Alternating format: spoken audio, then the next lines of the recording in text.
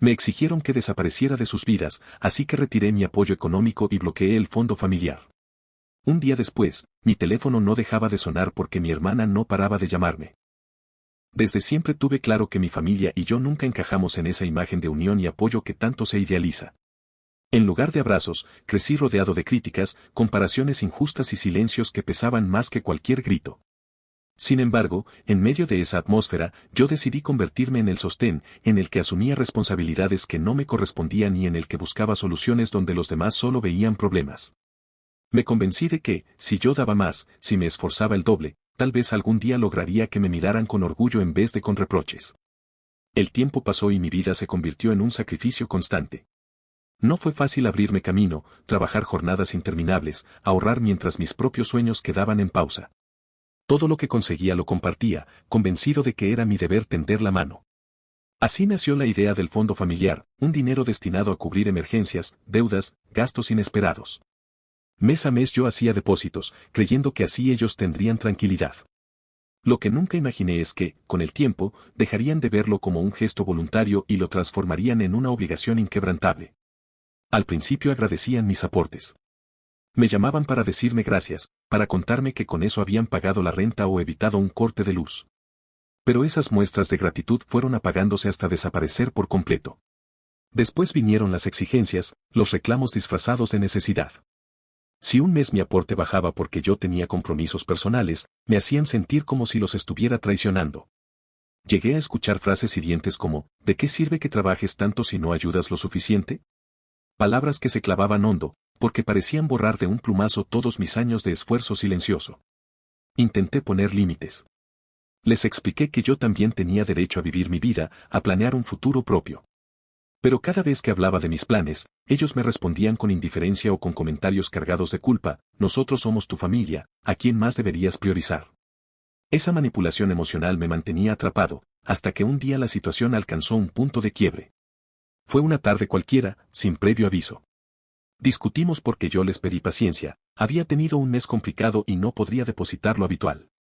Lo que recibí de vuelta fue una sentencia helada, una frase que aún resuena en mi cabeza, queremos que desaparezcas de nuestras vidas. No nos busques más. Me quedé en silencio. Sentí como el aire me faltaba, como si me arrancaran de golpe todo lo que había construido. Esa frase no vino de un desconocido, sino de mi propia sangre, de las personas por las que había sacrificado tanto. Me invadió la tristeza, pero también una claridad que nunca antes había tenido. Si realmente querían que desapareciera, iba a darles lo que pedían. Esa misma noche entré a la cuenta del fondo familiar. Moví cada peso, cerré accesos, cancelé depósitos automáticos. No lo hice con rencor, sino con una mezcla de dolor y dignidad. Por primera vez en años pensé en mí, en mi derecho a no seguir sosteniendo a quienes no querían que estuviera en sus vidas. La madrugada fue eterna. No pude dormir, repasando una y otra vez lo sucedido. Parte de mí esperaba que alguien recapacitara, que sonara el teléfono y me pidieran disculpas. Pero no hubo nada, solo un silencio pesado que me acompañó hasta el amanecer. Hasta que, con los primeros rayos de sol, el silencio se rompió. Mi teléfono vibró sin descanso, mostrando en la pantalla un nombre que conocía demasiado bien, mi hermana. No fue una llamada, fueron varias, una tras otra, con insistencia desesperada. Y en ese instante supe que las consecuencias de mi decisión apenas comenzaban a revelarse. El sonido del teléfono retumbaba en mi habitación como un martillo golpeando sin piedad. No era una, ni dos llamadas, eran más de 10 en cuestión de minutos. La pantalla mostraba el nombre de mi hermana una y otra vez, hasta que la vibración del aparato se volvió insoportable. Al principio dudé en responder. Parte de mí quería dejarla sonar, ignorarla, devolverle el mismo silencio que ellos me habían regalado el día anterior. Pero la curiosidad y, aunque me cueste admitirlo, la esperanza de escuchar alguna palabra de arrepentimiento, me llevaron a deslizar el dedo y contestar. ¿Por qué hiciste eso? Fue lo primero que salió de su boca, entrecortada, con un tono de pánico más que de enojo. ¿Hacer qué? Respondí con calma, aunque por dentro me hervía la sangre. No nos puedes dejar así. El dinero, el fondo, todo está detenido. No entiendes lo que acabas de hacer. Esa frase me cayó como un balde de agua fría. No preguntó cómo estaba, no me pidió perdón, ni siquiera reconoció la dureza de haberme echado de sus vidas. Solo habló del dinero. En ese momento confirmé lo que ya temía, mi lugar en la familia no era el de un hermano, ni el de un hijo, sino el de un proveedor. Mi silencio la incomodó. Comenzó a hablar cada vez más rápido, como si quisiera llenarme de razones para que reconsiderara. Me recordó las deudas de nuestros padres, la renta atrasada, incluso los gastos escolares de sus propios hijos. Cada argumento estaba teñido de urgencia, pero ninguno llevaba la más mínima pizca de cariño o reconocimiento. ¿Y qué pasó con desaparece de nuestras vidas? Le pregunté finalmente, interrumpiendo su letanía. Hubo un silencio largo al otro lado de la línea, apenas interrumpido por su respiración acelerada. Eso fue un error, ya sabes cómo se pone la familia cuando discutimos. No lo dijeron en serio, respondió, titubeando.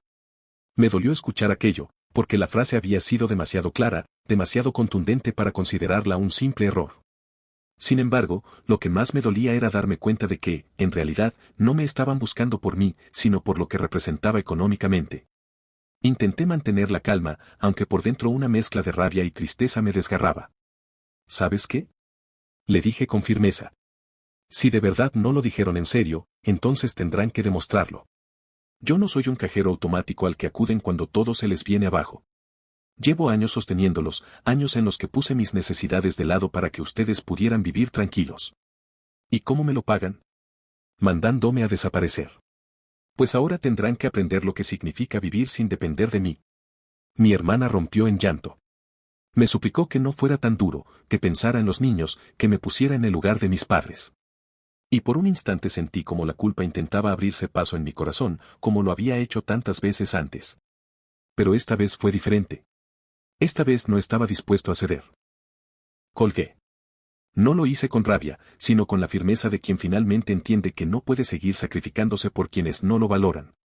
El teléfono volvió a sonar segundos después, pero no respondí. A lo largo de la mañana, las llamadas se multiplicaron. Primero de ella, luego de números desconocidos que sabía que eran de otros miembros de mi familia intentando presionarme. Cada vez que veía la pantalla iluminarse, recordaba aquella frase, queremos que desaparezcas de nuestras vidas. Y eso me daba fuerzas para resistir. Ese día no salí de casa. Me quedé pensando en todo lo que había ocurrido, repasando los años que pasé creyendo que mi amor y entrega eran suficientes para mantenernos unidos. La verdad me golpeaba como nunca, no me querían a mí, querían lo que podía darles. Y aunque esa verdad me desgarraba, también comenzaba a liberarme. El resto de ese día se convirtió en una batalla de resistencia. Cada pocos minutos el teléfono vibraba. A veces era mi hermana, otras veces números que reconocía como los de mis padres, de mis tíos o incluso de algún primo. No necesitaba contestar para saber qué querían, todos iban a decir lo mismo, todos me iban a recordar lo necesarios que eran mis depósitos. La diferencia era que ninguno parecía recordar que, apenas unas horas antes, me habían borrado de sus vidas con una facilidad aterradora. Las notificaciones también comenzaron a llegar por mensajes. Algunos escritos con tono conciliador, como si nada hubiera pasado, hijo, necesitamos hablar, llámame. Otros cargados de reproches disfrazados, si dejas que esto pase, demostrarás que no te importa tu familia. Había incluso notas de voz largas en las que intentaban justificar lo injustificable, apelando a mi sentido de la responsabilidad. Cada palabra buscaba hacerme sentir culpable, arrastrarme de nuevo a ese rol de salvador en el que me habían encasillado desde hacía años. Me costaba respirar. Parte de mí quería responder, gritarles que no era justo, que no podían tratarme como un extraño un día y como un salvador al día siguiente. Pero la otra parte, la que había aprendido a poner límites, me pedía calma. Así que apagué el teléfono por primera vez en mucho tiempo. Quería silencio, aunque solo fuera por unas horas.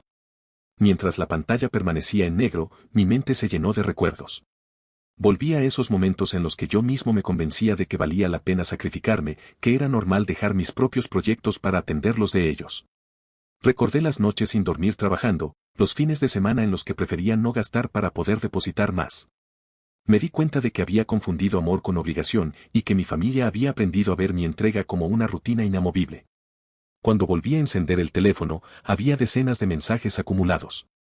Entre ellos, uno que me llamó especialmente la atención: si no desbloqueas el fondo, no sé qué haremos. Papá está furioso y mamá llora sin parar. Al leerlo, algo dentro de mí se quebró. No porque me doliera la situación en sí, sino porque entendí que ni siquiera en medio del caos alguien había pensado en mí como persona.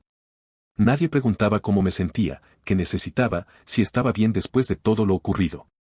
Solo hablaban de ellos, de su desesperación, de su falta de recursos. Ese egoísmo disfrazado de preocupación familiar me empujó a reafirmar mi decisión.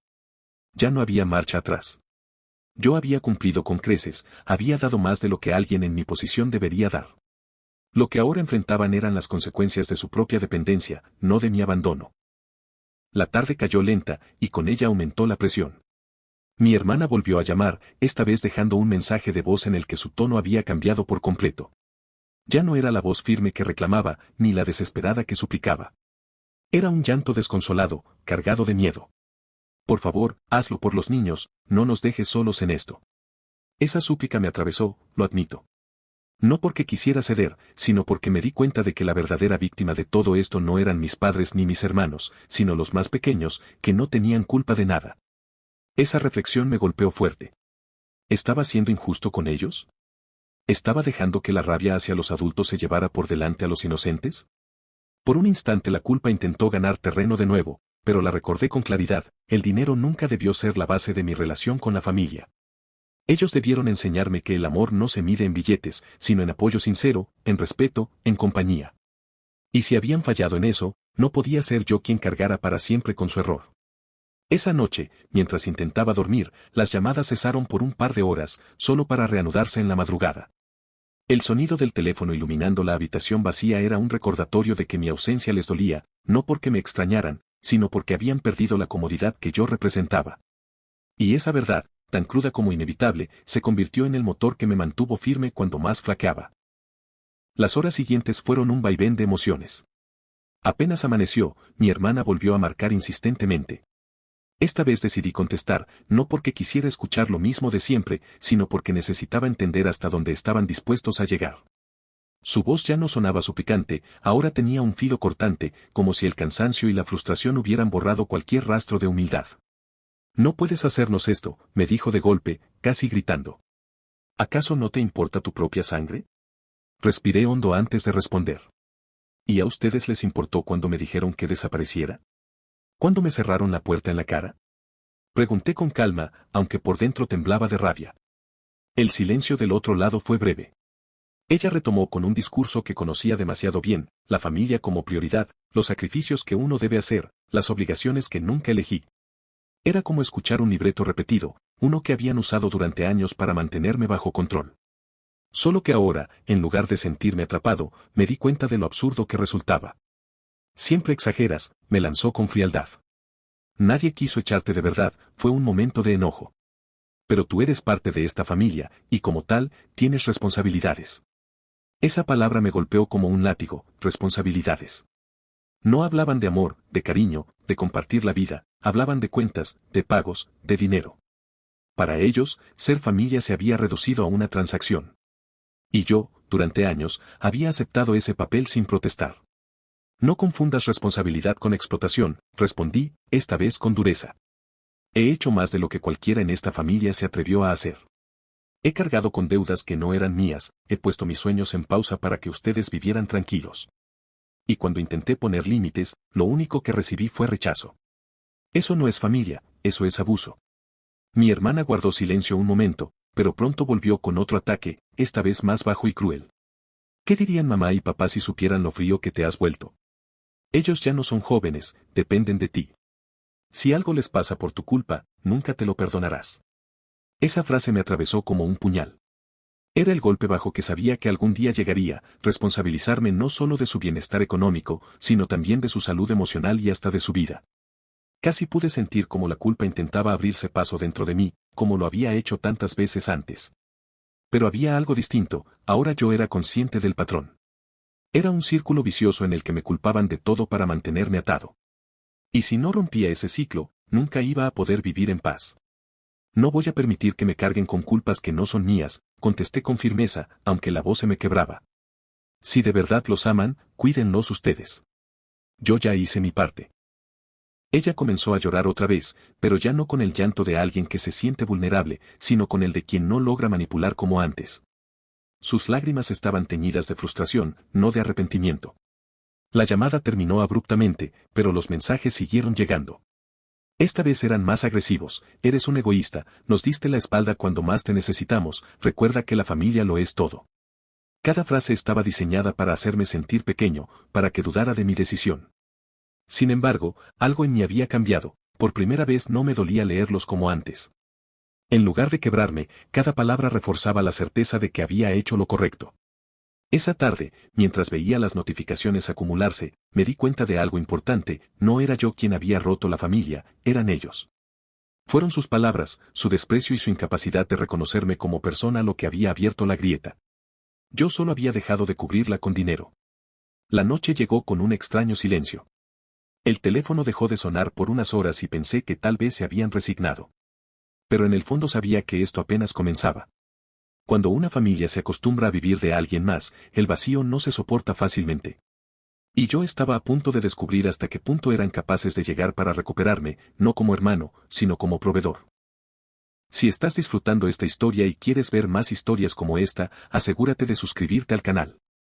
Cada suscripción nos acerca más a los 1000 suscriptores y me ayuda a seguir compartiendo contenido interesante contigo. Quédate, que lo mejor aún está por venir.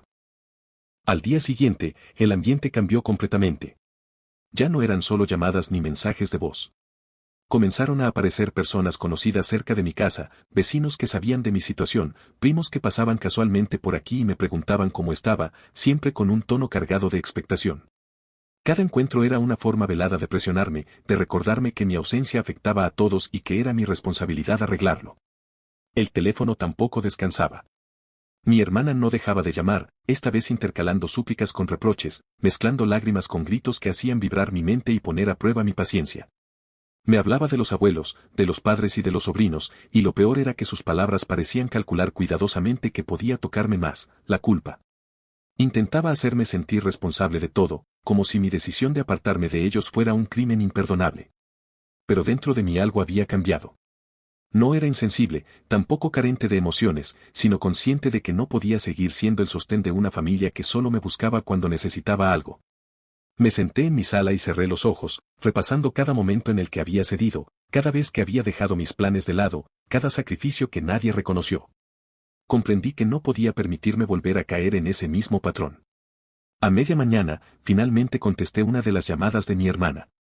Su voz estaba temblorosa y cargada de miedo. Por favor, ven. Tenemos que hablar en persona. Todo se ha complicado mucho. ¿Venir a dónde?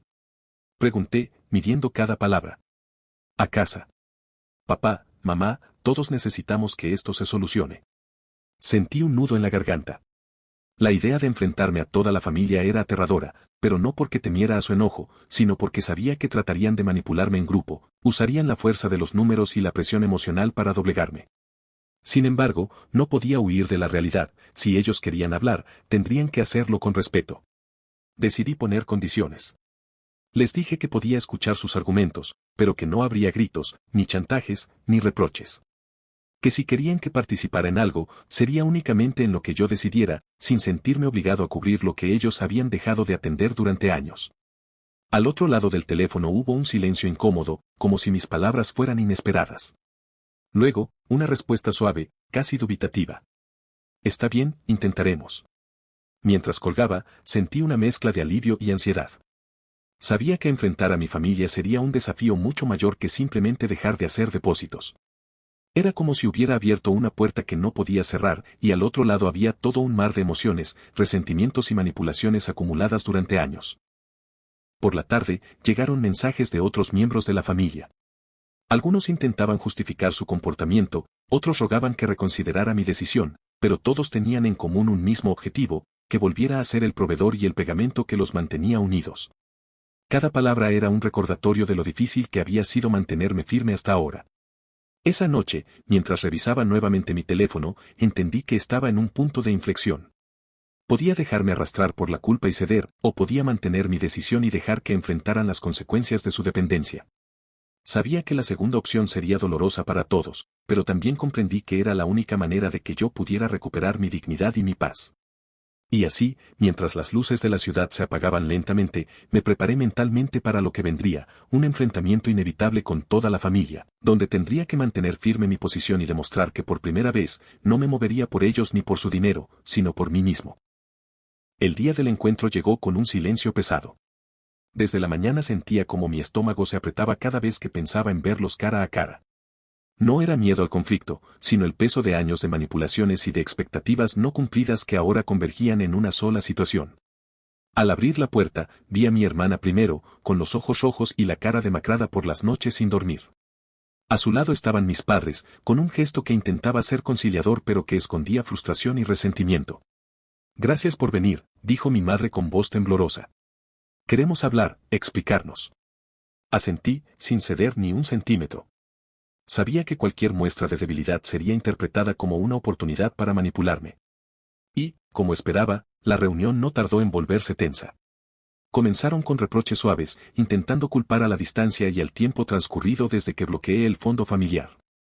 Cada palabra estaba cuidadosamente medida para hacerme sentir culpable.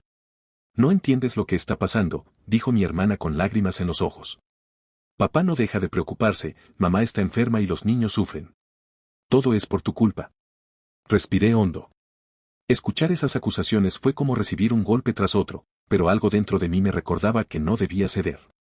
Durante años me había sacrificado, había puesto sus necesidades antes que las mías, y esta vez no podía dejar que la culpa me venciera. Escuchen, respondí con calma, aunque la voz me temblaba ligeramente. No estoy aquí para pelear ni para castigarlos. Estoy aquí para que comprendan que mi decisión tiene razones. No puedo seguir siendo la fuente de su tranquilidad económica mientras me tratan como un extraño. He dado todo lo que podía dar, y no voy a retroceder. El silencio se extendió varios segundos, mientras procesaban lo que había dicho. Fue entonces cuando empecé a notar grietas en su postura. Mis padres bajaron la mirada, como si finalmente se dieran cuenta de que sus años de dependencia habían creado esta situación. Mi hermana, aunque seguía llorando, dejó de intentar manipularme con gritos y súplicas, y su tono se volvió más humano, más cercano al arrepentimiento que a la exigencia. Tal vez exageramos, susurró mi madre. No queríamos que esto llegara tan lejos. Esa frase me dio una sensación extraña. Parte de mí quería perdonar de inmediato, volver a ser ese soporte que siempre había sido. Pero otra parte, la más sabia después de tantos años de sacrificio, me recordaba que no podía volver atrás tan fácilmente. Este era un momento crucial, si cedía, el patrón se repetiría. Si me mantenía firme, quizá por primera vez entenderían que sus acciones tienen consecuencias. Mi hermana se acercó, con la voz quebrada y los ojos llenos de lágrimas. Lo siento. No pensé que todo esto llegaría tan lejos. No es solo el dinero, es que, te necesitamos. Asentí lentamente. Sus palabras contenían verdad, pero también miedo y presión. Sabía que la necesidad que expresaban no era solo emocional, sino dependiente de lo que yo representaba económicamente. Por primera vez, entendí que podía escucharlos, mostrar empatía, sin perderme en el papel de proveedor obligatorio. Durante horas hablamos, no sin tensión, pero con un tono diferente al de días anteriores. Ellos comenzaron a asumir parcialmente su responsabilidad y yo mantuve mi posición. No fue fácil, cada palabra que pronunciaba tenía el peso de años de sacrificio, de amor mal entendido, de expectativas que habían confundido entrega con obligación. Pero al final de la tarde, algo cambió, sentí que había plantado una semilla de respeto, de reconocimiento hacia mí mismo, que nadie podía arrancar. Cuando me despedí, el ambiente había cambiado ligeramente. La tensión no desapareció por completo, pero había un reconocimiento tácito de que no podían manipularme como antes. Y mientras caminaba hacia mi casa, por primera vez en años, sentí una extraña mezcla de alivio y orgullo, había tomado control de mi vida sin destruir a nadie, solo mostrando que finalmente yo también importaba. Los días siguientes fueron extrañamente silenciosos. Las llamadas, aunque persistentes, ya no tenían el tono urgente ni acusatorio de antes. Mi hermana seguía intentando comunicarse, pero sus mensajes ahora parecían buscar diálogo y entendimiento, no manipulación. Incluso mis padres, con sus expresiones cargadas de culpa, comenzaron a mostrar señales de introspección. Por primera vez, sentí que podían comprender que mi decisión no era un castigo, sino un límite necesario. Ese cambio me hizo reflexionar profundamente sobre todo lo ocurrido. Durante años, creí que dar sin esperar nada a cambio era la forma correcta de amar a mi familia. Pero aprendí que, cuando ese amor se convierte en obligación y no hay reciprocidad, puede volverse una carga insostenible. Dar por dar no es necesariamente noble si quienes reciben no respetan ni valoran tu entrega. Entender esto me liberó de un peso que llevaba décadas sobre los hombros. Mi hermana, tras varios intentos, finalmente se sentó conmigo para hablar sinceramente. Sus palabras ya no eran reproches ni súplicas desesperadas. Habló de errores pasados, de la dependencia que habían construido y de cómo me habían tratado injustamente. Sus ojos mostraban arrepentimiento genuino y una mezcla de miedo y necesidad. Comprendí que el cambio no era inmediato, pero existía la posibilidad de reconstruir la relación de manera más sana y equilibrada. Sé que nos hiciste daño al retirarte, me dijo, pero también entiendo que nos lo habíamos ganado nosotros mismos. Aprendimos demasiado tarde a valorar lo que hacías por nosotros. Escucharla me hizo sentir una extraña mezcla de alivio y tristeza. Alivio porque finalmente reconocía la realidad de mis sacrificios, tristeza porque esos años perdidos no volverían. Sin embargo, no sentí necesidad de reprochar, ni de imponer castigos. Por primera vez podía ver todo desde un lugar de madurez, comprendí que amar también significa poner límites, incluso si eso duele a quienes amas. Mis padres se acercaron luego, en un gesto que combinaba disculpa y vulnerabilidad. No buscaban recuperar el dinero ni controlar mi vida, querían reparar lo emocional, reconstruir un vínculo que había sido erosionado por expectativas erróneas y dependencia. Sentí un respeto que nunca antes había percibido de ellos, no era el respeto que se obtiene por miedo o necesidad, sino el que surge del reconocimiento genuino del esfuerzo y la dignidad de alguien. Durante los siguientes días, las conversaciones continuaron, pero con un ritmo diferente. Ya no había reproches ni presión económica, sino intentos de entendimiento y colaboración. Me di cuenta de que, al mantener firme mi decisión, no solo había protegido mi bienestar, sino que también había generado un espacio para que ellos reflexionaran sobre sus errores. Ese aprendizaje fue profundo, entendí que la familia no siempre entiende tus límites de inmediato, y que a veces, para que valoren tu esfuerzo y te respeten, debes demostrar que tu bienestar también importa. Descubrí que cuidar de uno mismo no es egoísmo, sino una forma de amor inteligente y sostenible. Al final de la semana, me senté solo en mi sala, reflexionando sobre todo lo sucedido. Cada llamada, cada reproche, cada súplica, había sido una oportunidad para aprender a ponerme en primer lugar sin dejar de sentir cariño. Y en ese proceso, comprendí que la verdadera fortaleza no reside en soportarlo todo, sino en saber decir no cuando es necesario, incluso a quienes más amas. Por primera vez en mucho tiempo, sentí una paz silenciosa. La familia ya no dependía ciegamente de mí, y yo ya no dependía emocionalmente de su aprobación. Había encontrado un equilibrio delicado, un camino donde podía amar sin perderme, ayudar sin ser explotado y mantener mi dignidad sin romper los lazos que realmente importaban. Con el paso de los días, la tensión comenzó a disiparse lentamente. Las llamadas que antes eran insistentes y cargadas de reproches, ahora se convirtieron en conversaciones sinceras. Mi hermana ya no rogaba ni reclamaba, buscaba dialogar y entender. Mis padres, aunque aún tímidos, empezaron a reconocer los errores del pasado y a valorar de manera genuina lo que había hecho por ellos durante años. Por primera vez, sentí que podía relacionarme con ellos desde un lugar de respeto mutuo, y no desde la obligación o la culpa. Este proceso no fue inmediato, ni fácil. Cada encuentro me obligaba a mantener firme mi posición mientras escuchaba sus disculpas, explicaciones y justificaciones. Aprendí que la verdadera madurez emocional no es ceder ante la presión, sino encontrar el equilibrio entre la firmeza y la compasión. No se trataba de castigar a mi familia, sino de establecer límites claros y saludables que nos permitieran reconstruir la relación de manera honesta. Mi hermana, con lágrimas en los ojos, me confesó algo que me impactó profundamente. No nos dimos cuenta de cuánto dependíamos de ti y de lo poco que te hemos valorado.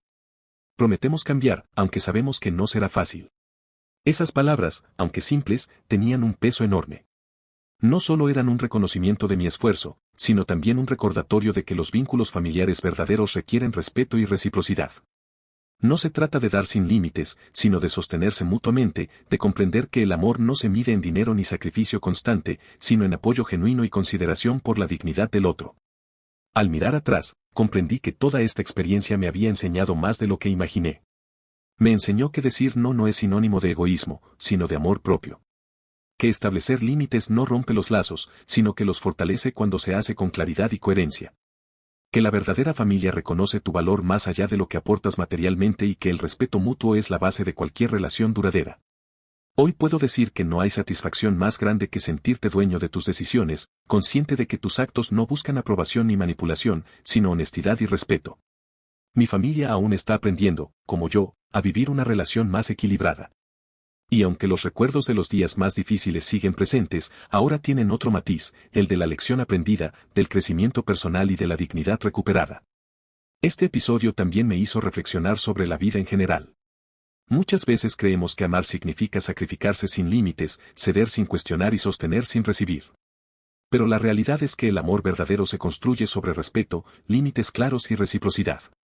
Protegerte a ti mismo no te convierte en egoísta, te convierte en alguien capaz de amar de manera sana, sin perder tu esencia ni tu dignidad. Mientras cierro esta historia, quiero compartir algo con quienes me escuchan: no teman poner límites, no tengan miedo de decir basta cuando sienten que sus esfuerzos no son valorados. Mantenerse firme no destruye relaciones, las transforma, y permite que el amor que realmente importa florezca de manera auténtica. Aprender a priorizarse a uno mismo no es un acto de abandono, sino un acto de respeto, madurez y, finalmente, libertad.